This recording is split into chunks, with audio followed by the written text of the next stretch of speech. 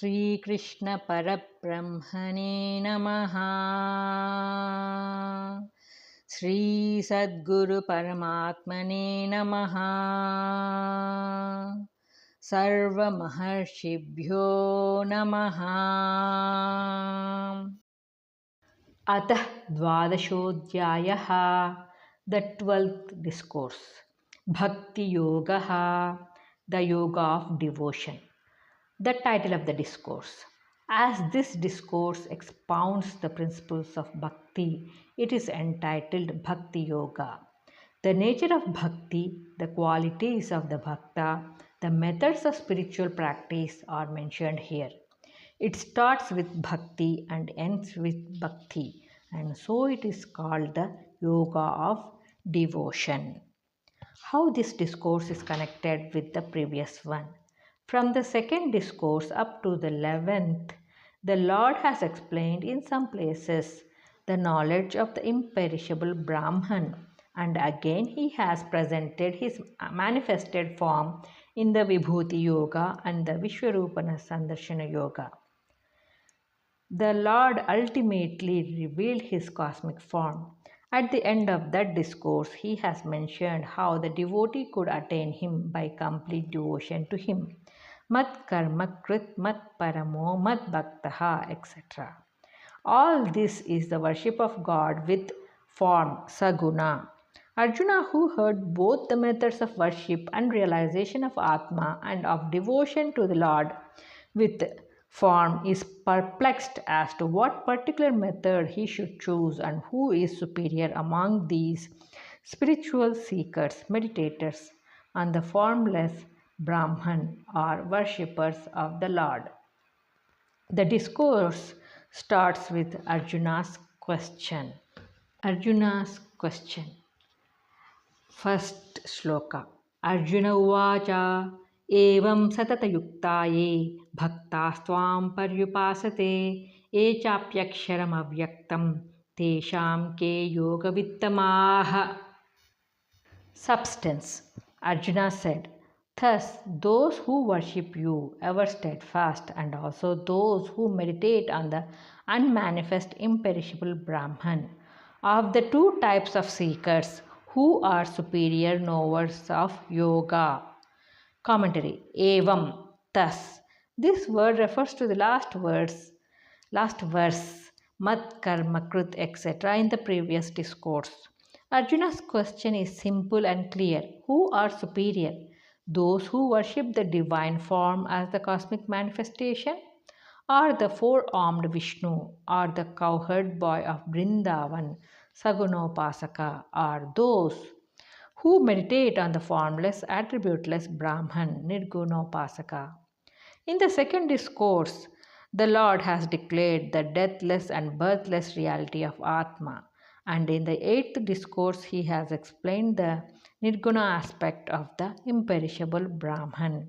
It is quite natural for the Arjuna to question the Lord about the superior excellence of either of the two. Arjuna's question is the question of all seekers in the world. Which is better method of worship, Saguna or Nirguna? The Lord answers the question and clears all doubts. Second sloka. Shri Bhagavanuvacha Maya Veshya Mano Yemam Nityayukta Upasate Shraddhaya Parayopeta Ste Me Yukta Tamamataha. Substance. The Blessed Lord said, with mind established in me, ever steadfast in their devotion, endowed with the highest faith, those who worship me, they are, in my opinion, the best of yogis. Commentary. The Lord answers Arjuna's question about the superiority of the Saguna and Nirguna worshippers. The Lord declares that whosoever worships him with supreme faith and single-minded concentration, he is the best of yogis. Three aspects of spiritual practice are mentioned here: establishing the mind in the Lord, ever thinking of him, having firm faith in God. Whoever possesses these three qualities is the best of yogis, whether he is a Saguna or Nirguna worshipper, or whether he is a sannyasi or householder. These distinctions have no significance at all. The Lord's amazing insight into spiritual truth is revealed here. Devotion, faith, and concentrated effort. These are emphasized as the final determining factors in spiritual life and not the path of method of worship. The Lord speaks of the worshippers of Nirguna Brahman. Third sloka. Etaksharamanirdeshyam avyaktam paryupasate sarvatra kamachintyam cha kutastam achalam dhruvam samniyamendriyagramam sarvatra samadarshayah te prapnuvanti mameva sarvabhutahite rataah. Fourth shloka. Substance. Those who, having restrained well all the senses, even minded everywhere, rejoicing in the welfare of all beings, meditate on the indefinable, eternal, all pervading, and imperishable Brahman. They attain me alone. Commentary. One Paramatma is both with form and without form, Sarguna and Nirguna, and so the goal of both forms of worship is the same. Whatever may be the method of worship, if it is practiced with faith and devotion, man reaches Paramatma. Those two verses deal with the persons who seek for Nirguna Parabrahman. This first verse states the attributes of the imperishable Brahman, and the second the qualities necessary for the aspirant for such realization.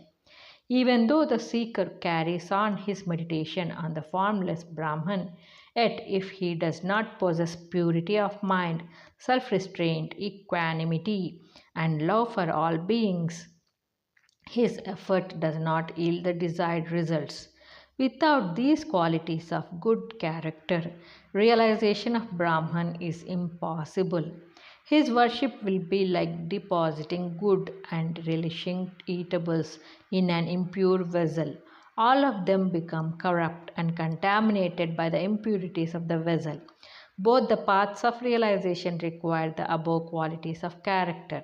Therefore, the Lord mentions the three indispensable qualities of the aspirant in this context: complete self restraint, equal mindedness, universal love. The seekers should cultivate these three qualities well while carrying on their method of worship. Here, the word samniyamya is used to emphasize complete control of all senses. The word sarvatra emphasizes the equanimity at all times under all circumstances, and sarvabhuta hite rataha emphasizes love for all beings without any distinction whatsoever. Thus, meditating, the seeker attains the Lord undoubtedly.